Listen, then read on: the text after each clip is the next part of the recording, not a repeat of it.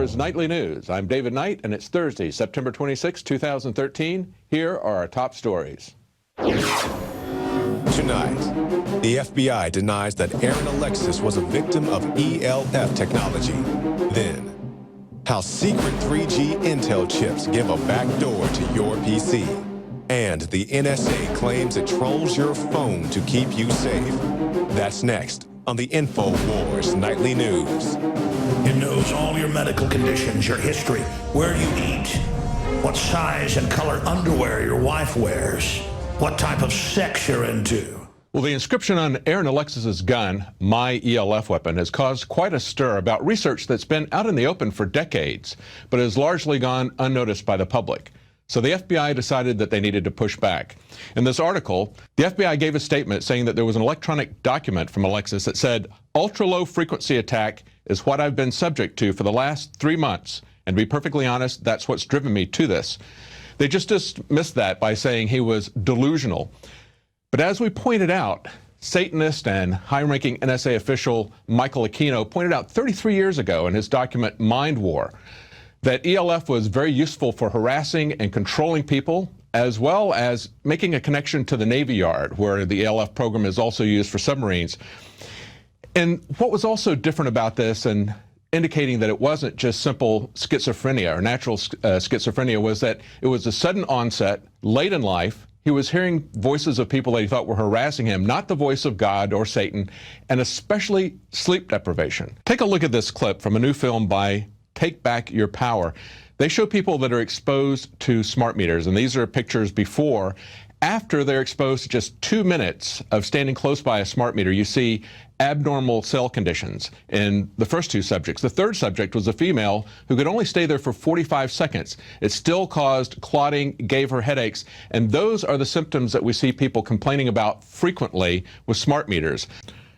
So you can see a dramatic difference in the effect on blood cells with just 2 minutes of exposure, and in the one case, only 45 seconds of exposure. Now, you can see more about that documentary at InfoWarsStore.com. We sell the DVD, Take Back Your Power, a very powerful film that will educate you about the very real effects on your health and your family's health with smart meters. Now, what we didn't show, but what happens right after they show the effect on blood cells of the smart meters, there's an former Apple executive who talks about how they use the term smart meters as simply a marketing ploy. He says it's very clever to do that, because if you criticize a smart meter, you're obviously dumb. He says he calls them dangerous meters. It's a very good documentary. Check it out at InfoWarsStore.com. So we know that there are real physiological effects of microwave radiation on people. We've had research that has talked about how companies and how various military organizations have research projecting communications into people's heads. The Army calls it their voice-to-skull program, or DARPA calls it a sonic projector. The Marines, of course, have their directed energy beam weapons, the Medusa project, and there's a lot of weapons of mass control, as I like to call them, as they talk about them being non-lethal weapons, but they're weapons that they know have very severe physiological effects on people. Now, Aaron Alexis was a technician who worked in this area. He worked with defense contractors. He had been in the military, and he may have been warned about the physiological effects of exposure to this, but he certainly knew that he was being harassed, and he knew the source of this harassment. For the FBI to just dismiss this as delusional is not credible. We know that there are real physiological effects. We saw that with the smart meters. We know that they've been researching these programs for decades. The only question is, are they morally capable of doing it? Well, of course they are. They think they're on a noble mission. Look at what the NSA surveillance boss just said about this. He said that the NSA has defined U.S. surveillance programs as part of a noble mission to protect the nation, and that any reports about what they're doing are simply sensationalized. Keith Alexander, the head of the NSA, said that not only was their mission noble, but that reports about what they're doing have been sensationalized. Well, there is absolutely nothing about a secret shadow government that is breaking the law. He's lied to Congress. He and James Clapper have lied to Congress about what they're doing. They're breaking the law. They're simply criminals who don't think they're subject to the law. And we've seen how the NSA is using PRISM in conjunction with large internet companies. But you're not even safe if you stay away from the internet. We now learn that there are backdoors even in your computer processor. Take a look at this clip from Intel talking about their new generation of processors.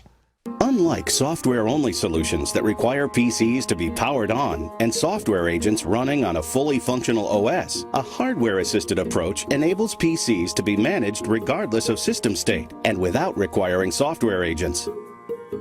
The result? IT or IT service providers can diagnose and fix problems without a desk-side visit, schedule PCs to power down at night to cut energy costs, and still have the ability to power them up for off-hours patching. So Intel reported about that, but it went, again, largely unnoticed. But in this article we have today on INFOWARS, secret 3G Intel chip gives snoops backdoor PC access. It points out that the Intel Core vPro processors contain a secret 3G wireless chip that allows remote disabling and backdoor access to any computer, even if it's turned off. And that's because it uses the system's phantom power. So it can individually turn on hardware components, and it can access anything on your computer, and it allows third parties to do this. In that video that you just saw, Intel is bragging about how it can be used for system management, and of course, like any technology, it can be used for good purposes or for bad purposes, but we've already seen how the NSA uses all the technology that it gets for evil purposes, for spying on people. It points out that the webcams can also be remotely accessed. So any third party, and you can bet that an interested third party is going to be the NSA.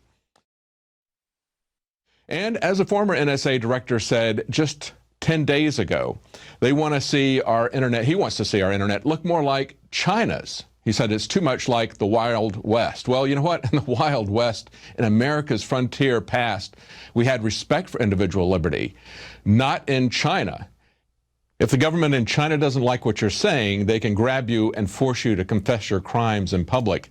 Well, it's not just internet dissenters that they're cracking down on in China, of course. They crack down on people who are dissenting apart from the internet, people who are speaking out about human rights violation, against forced abortions. Now we're seeing the same pattern in the United States and in the UK, where they're going after dissenters and shutting them down or preventing them from speaking. The U.S. government prevented drone strikes victims from meeting with Congress, claims a lawyer. This was a fellow named Shahzad Akbar, and he's with the Pakistan-based Foundation for Fundamental Rights, and he's a legal fellow with Reprieve, a British human rights group. He told The Guardian he was barred from entering the United States. He says, it's not like my name is scratched because there's some sort of confusion. My name is blocked. Before I started drone investigations, I never had an issue with the U.S. with visas. In fact, I had a diplomatic visa for 2 years.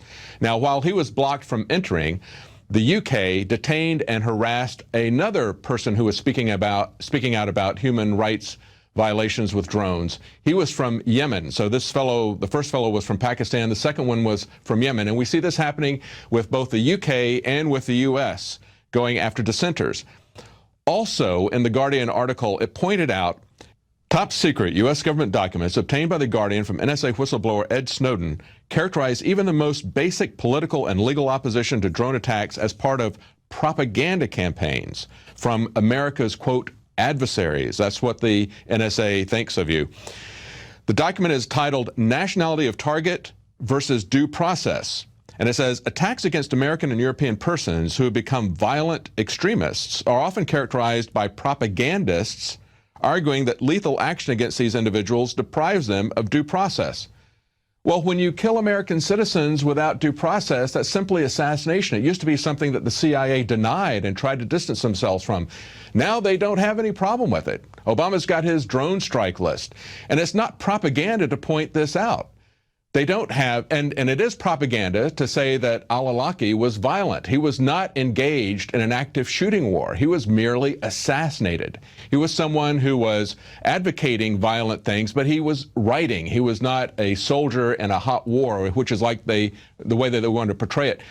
But think about it. They also killed his son, his 16-year-old son, who was not doing anything, and many, many innocent people. That's what these human rights advocates from Yemen and Pakistan who want to speak out about this are denied from being able to speak out because they're blocked from even entering the country.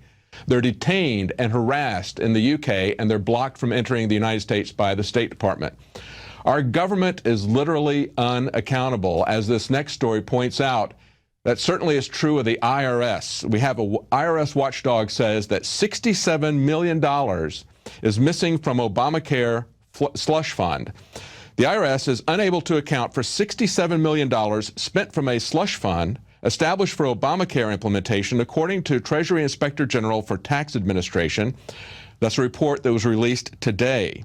So they can account for $67 million, and they won't be held accountable for it. Nobody is going to go to jail for this. This is the kind of corruption, this is the kind of out-of-control government that we're talking about. You see it in every instance. Well, stay tuned. Right after the break, we're going to be coming up with a report from Dan Badandi. He's gone around and looked at Rhode Island, where the shooter first started hearing voices. And he's showing us the close proximity of where he stayed in these hotels. He was moving from one hotel to the other to try to avoid this harassment. And he shows you how close they are in proximity to defense contractors as well as to DARPA. We'll be right back after the break. Stay tuned.